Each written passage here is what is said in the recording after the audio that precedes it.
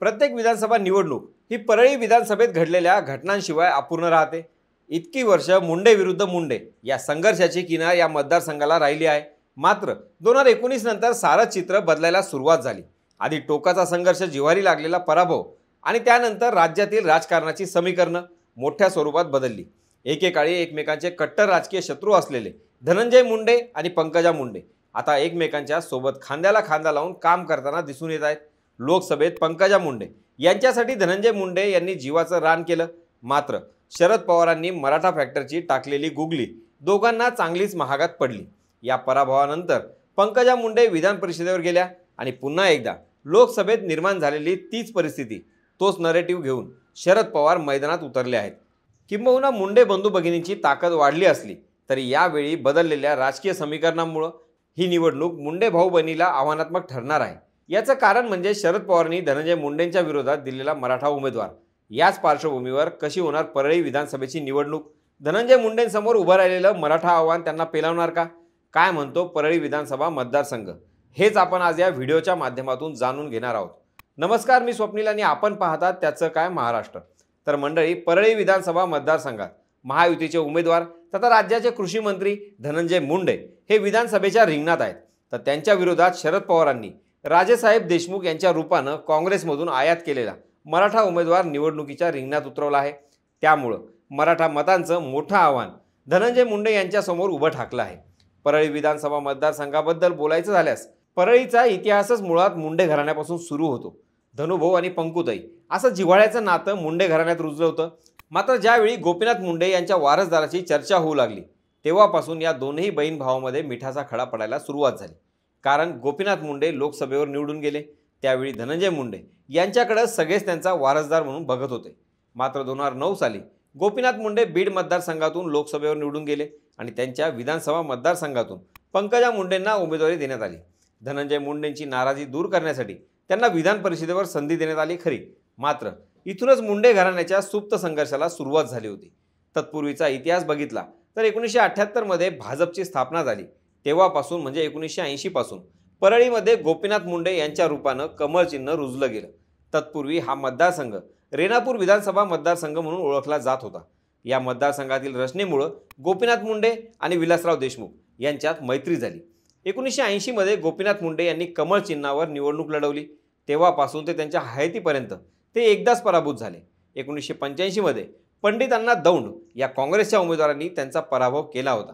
या निवडणुकीनंतर 1990, 95, 99, 2004 पर्यंत गोपीनाथ मुंडे सलग विजयी होत राहिले। 2009च्या निवडणुकीमध्ये पंकजा मुंडे यांना उमेदवारी देण्यात आली। जानेवारी 2012 मध्ये धनंजय मुंडेंनी बंड करत परळीच्या नगराध्यक्षपदी आपला उमेदवार निवडून आणला। तसंच परळी कृषी उत्पन्न बाजार समितीही आपल्या गटाच्या ताब्यात घेऊन गोपीनाथ मुंडेंना धक्का दिला। 2013 मध्ये धनंजय मुंडेंनी राष्ट्रवादीत प्रवेश करत विधान परिषदेची निवडणूक राष्ट्रवादीकडून लढवली। ही निवडणूक अत्यंत चुरशीची झाली। त्यामध्ये धनंजय मुंडे विजयी झाले। मुंडेंच्या निधनानंतर धनंजय विरुद्ध पंकजा असा संघर्ष सुरू झाला। 2014 मध्ये झालेल्या विधानसभा निवडणुकीत परळीतून पंकजा मुंडे विरुद्ध धनंजय मुंडे अशी लढत झाली। त्यामध्ये पंकजांनी 25,895 मतांनी बाजी मारली। 2019 मध्ये पुन्हा एकदा पंकजा मुंडे आणि धनंजय मुंडे आमने सामने आले। त्यात तब्बल 30,701 मतांनी धनंजय मुंडे यांनी पंकजा मुंडे यांचा पराभव केला। विशेष म्हणजे परळी विधानसभा मतदारसंघाची रचना झाल्यापासून या ठिकाणी कमळ चिन्हाचा उमेदवार निवडणूक लढवत आला होता। मात्र 40 वर्षांमध्ये प्रथमच परळीमध्ये कमळ चिन्हाचा उमेदवार नसणार आहे। कारण धनंजय मुंडे हे विद्यमान महायुतीचे आमदार आहेत, त्यामुळे त्यांनाच ही सीट सुटणार हे निश्चित होतं। राष्ट्रवादी काँग्रेसमध्ये 2 गट पडल्यानंतर धनंजय मुंडे आणि पंकजा मुंडे यांच्यातील राजकीय संघर्ष संपुष्टात आला। भाजपने लोकसभा निवडणुकीमध्ये पंकजा मुंडे यांना उमेदवारी दिली। धनंजय मुंडे यांनी त्यांना परळी मतदारसंघातून 74,834 एवढं मताधिक्य दिलं। मात्र तरीही लोकसभा निवडणुकीत पंकजा मुंडे यांचा पराभव झालाच। जातीय समीकरण बदलल्यामुळे अवघ्या 6,500 मतांनी पंकजा मुंडेंना पराभव स्वीकारावा लागला। लोकसभेतील पराभवाचा धडा घेऊन मुंडे बंधू भगिनी कामाला लागले आहेत। मात्र आव्हान मोठं आहे। कोण आहेत धनंजय मुंडे यांना हलवणारे विरोधी उमेदवार? तर राष्ट्रवादी शरद पवार गटानं मराठा उमेदवार राजेसाहेब देशमुख यांना उमेदवारी दिली आहे। राजेसाहेब देशमुख यांनीही आपल्या राजकारणाचा प्रवास ग्रामपंचायत सदस्य ते जिल्हा परिषदेच्या शिक्षण आणि आरोग्य विभागाचे सभापती असा केला। त्यांनी बाजार समितीचे संचालक म्हणून देखील काम केलं. याशिवाय काँग्रेसचे बीड जिल्ह्याचे अध्यक्ष म्हणूनही त्यांनी काम केलं आहे. काँग्रेसच्या जिल्हाध्यक्ष पदावरील राजेसाहेब देशमुख यांना पवारांनी पक्षात घेऊन धनंजय मुंडेंसमोर आव्हान उभं केलं आहे. देशमुख हे बाहेरचे म्हणजे अंबाजोगाई तालुक्यातील असले तरी ते ज्या जिल्हा परिषद गटातून निवडून आलेले आहेत तो परळी विधानसभा क्षेत्रात येणारा आणि 60 गावांचा मराठा बहुल पट्टा असल्यानं लोकसभेप्रमाणे परळीमध्ये पुन्हा मराठा विरुद्ध ओबीसी अशा संघर्षपूर्ण लढतीला धनंजय मुंडेंना सामोरं जावं लागेल. राजेसाहेब देशमुख मागील काही काळापासून मतदारसंघ बांधणीसाठी प्रयत्न करत आहेत. मराठा आरक्षणाच्या आंदोलनाच्या माध्यमातूनही ते बीडमध्ये गावोगावी गेले आहेत. आता लोकसभेप्रमाणे महायुतीनं या भागात वंजारी उमेदवाराला उमेदवारी दिली आहे, तर महाविकास आघाडीनं मराठा उमेदवाराला पुन्हा उमेदवारीच्या रिंगणात उतरवलं आहे. त्यामुळं पुन्हा एकदा इथं मराठा विरुद्ध वंजारी अशी लढत होणार आहे. परळीची स्थिती बघितली तर कृषी मंत्री असलेल्या धनंजय मुंडे यांच्या विरोधात शेतकरी संघटना आणि सर्वपक्षीय नेत्यांनी आघाडी केल्याचं काही दिवसांपूर्वी माध्यमांमध्ये आलं होतं.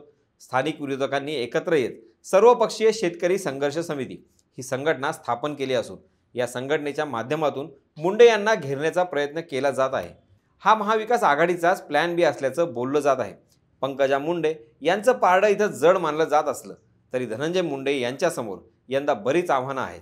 एकतर मतदारसंघाच्या स्थापनेपासून पहिल्यांदाच इथं कमळ चिन्ह दिसणार नाही, त्यामुळं भाजपच्या स्थानिक नेत्यांमध्ये बऱ्याच अंशी नाराजी दिसून येत आहे. म्हणूनच पंकजा मुंडे जरी पूर्ण ताकदीनिशी धनंजय मुंडे यांच्या प्रचारात उतरल्या असल्या तरी भाजपचे कार्यकर्ते धनंजय मुंडेंना कितपत साथ देणार यात साशंकता आहे. त्यामुळं नेहमी विरोधात असणाऱ्या पंकजा मुंडे या आता बाजूला असल्या तरी धनंजय मुंडे यांना गाफील राहून चालणार नाही. एकंदरीतच महाविकास आघाडी तेवढ्याच ताकदीनिशी धनंजय मुंडे यांच्यासमोर उभी ठाकली आहे. अशा परिस्थितीत बाहेरून आयात केलेल्या मराठा उमेदवाराला नमवत धनंजय मुंडे पंकजा मुंडे यांच्या पराभवाचा बदला घेणार का शरद पवारांची गुगली पुन्हा एकदा मुंडे बंधू भगिनींना भारी पडणार? यावरील तुमचं मत आम्हाला कमेंट बॉक्समधून कळवायला विसरू नका. बाकी राजकारणाच्या आखाड्यात आपली नजर कायमच असणार आहे, तेव्हा कुठेही जाऊ नका. पाहत राहा, सबस्क्राईब करा. त्याचं काय महाराष्ट्र.